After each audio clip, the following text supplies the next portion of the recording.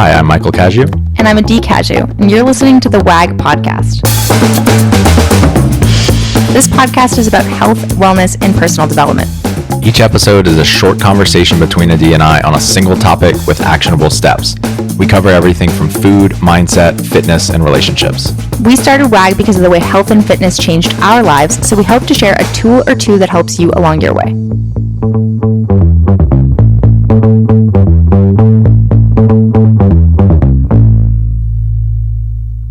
Hey, Adee. Hey.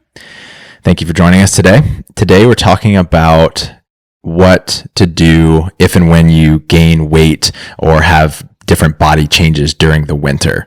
And it's not going into hibernation like a bear. Actually, you know what I want to do? I can't wait until Shy is old enough to be like our little Jamie, like Joe Rogan's Jamie. Like, hey, Shy, what percentage of a bear's body fat does he lose during the winter months? You know? Are you going to make him do that? Of course. No, you're not. No. This is a listener question, and her name is Anne. And if you want to leave a question for us, you can head to workingagainstgravity.com/podcast, scroll down to start a recording, and then leave a question for us. It's actually at the top of the page now. Oh, it's at the top of the page now. So it's even on the easier. right-hand side. On the right-hand side, click it and leave us a question. We want to hear your voice and we want to answer your questions. But for now, we're answering Anne's, and let's play that for you. Hi, my name is Anne. I've been part of WAG for about 2 years, and I have a question because I've now seen this as sort of a seasonal routine.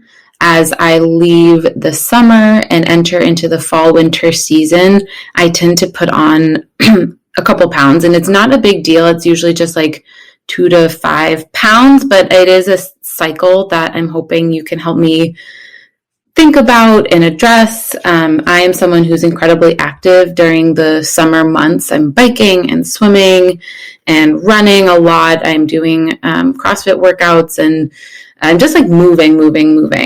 And then as the fall and winter approach, obviously we're spending more time inside. My work and schoolwork usually ramps up, so I'm spending more time at my desk. And I think this is why would make sense that I put on a little weight, but I also eat more in the summertime, I think, and drink some more alcohol. Anyways, I'm hoping you could give me some tips about how to avoid this like seasonal change weight gain, and also some tips about how to deal with the stress that it causes me. I don't think my anticipating it really helps, and I get really anxious when the fall starts to close in. I live in Maine, and the days get shorter. It makes me both anxious, and I struggle to kind of follow my nutritionist advice about to continue eating. I want to eat less because I'm just feeling a lot of anxiety around it. Thank you so much. Anne, thank you so much. First off, you are awesome, and we so appreciate how long you've been with us, and we just love that you've had such great results with us.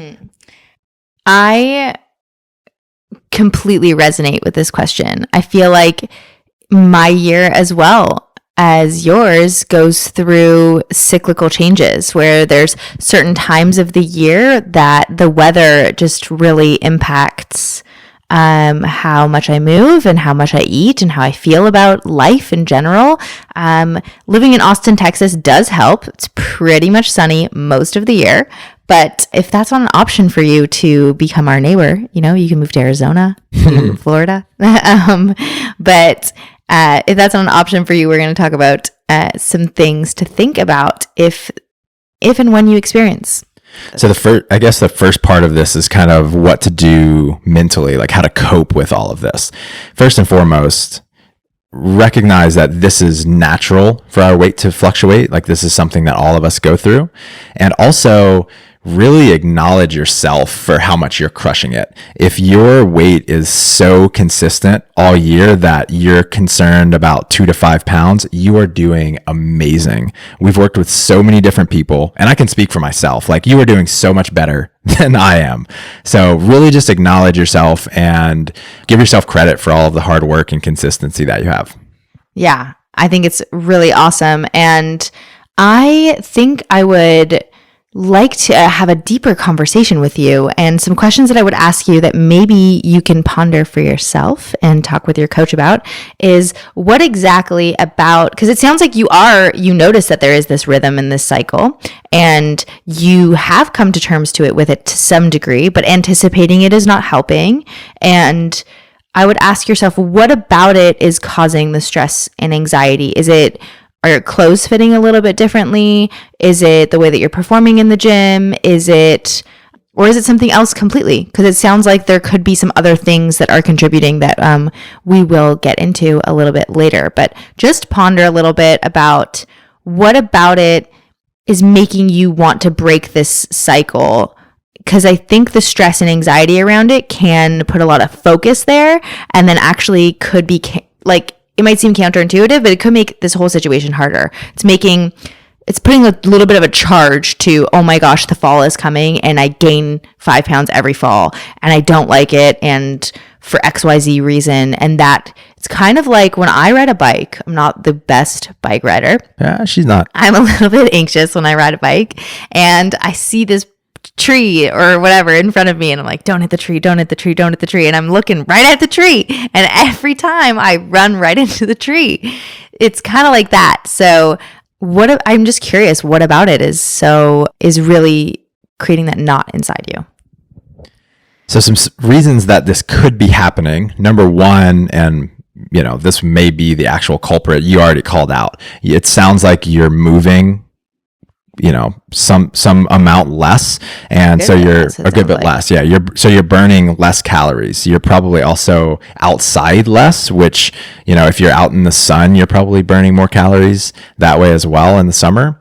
So that could be a big one. There's also typically, I don't know if this is the case for you, but there's typically less motivation in the winter because we know we'll be all bundled up and there's 6 months until beach season when we're going to have our shirts off. So that could also be a culprit. Yeah. And I don't think, I definitely know for sure that the stress and anxiety isn't helping as well. And I'm wondering if maybe sounds like you have a huge lifestyle shift from the summer to the winter months, where in the summer you are outside, you're getting vitamin D, you're hanging out with friends, you're drinking sometimes. I don't know how much, but you said more in the summer months than in the winter.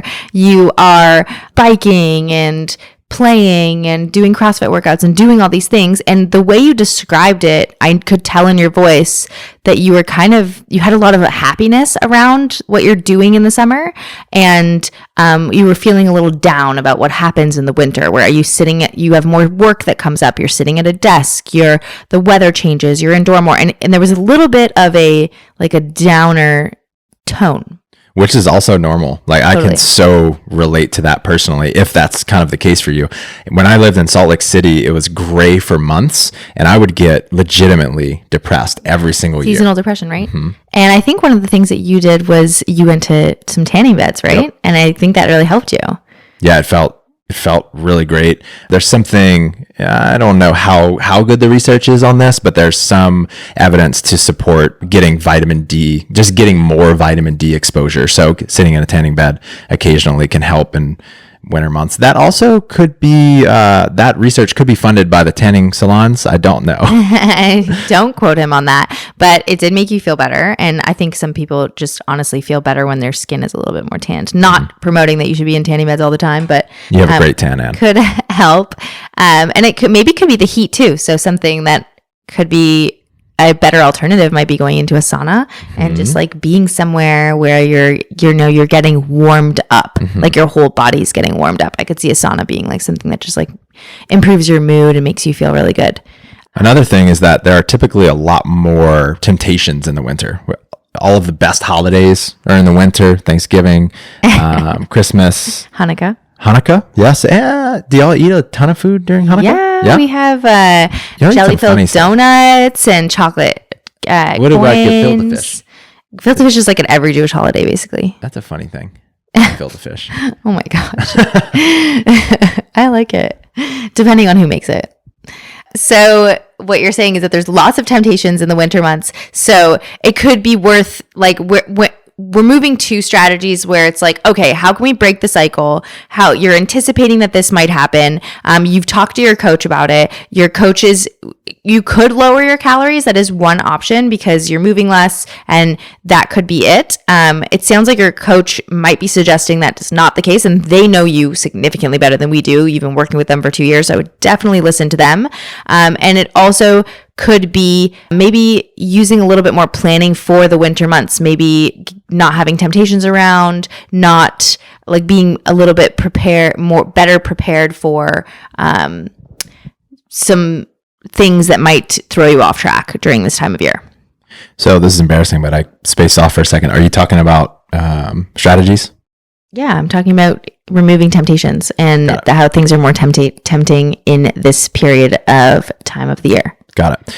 Also, like Adee was like you were talking about earlier, there seems to be some sort of stress and anxiety related to this. And so just focusing on what you might be able to do that just makes you happier in general. Are there certain people that you want to spend more time with? Are there certain activities that get you active that you could be doing that just lead to you feeling more alive and energized in life? And we think that if you're doing that, you're going to be more motivated. You're going to, obviously, if you're picking things that are moving your body, you're going to be expending more calories and just really setting yourself up to potentially control your weight even better than you already are. And I'm so curious, are there things that you can do in the winter months that some activities that you just, would be new and exciting? I always get like so happy and so excited when I'm doing a new activity and get to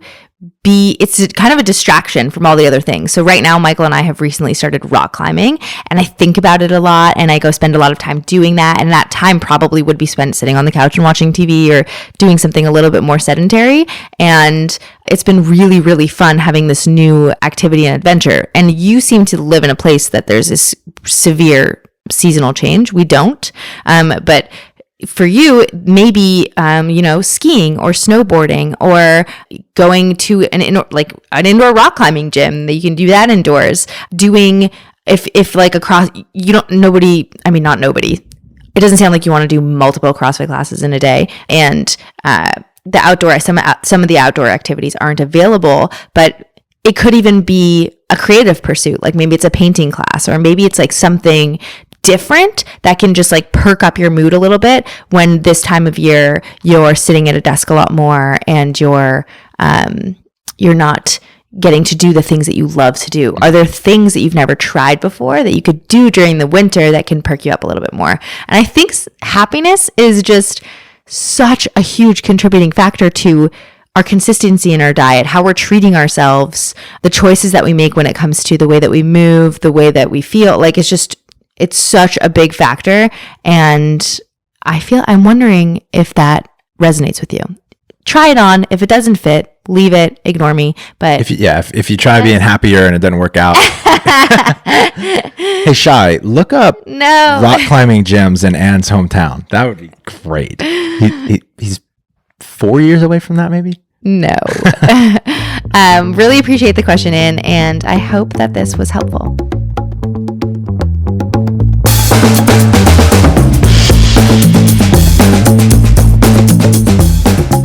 Thanks for joining us. Stay in touch by signing up for our newsletter at workingagainstgravity.com or on Instagram at workingagainstgravity. And don't forget to subscribe to us on iTunes, leave us a 5-star review, and refer a friend. We'll be back next week with another episode. Talk to you then.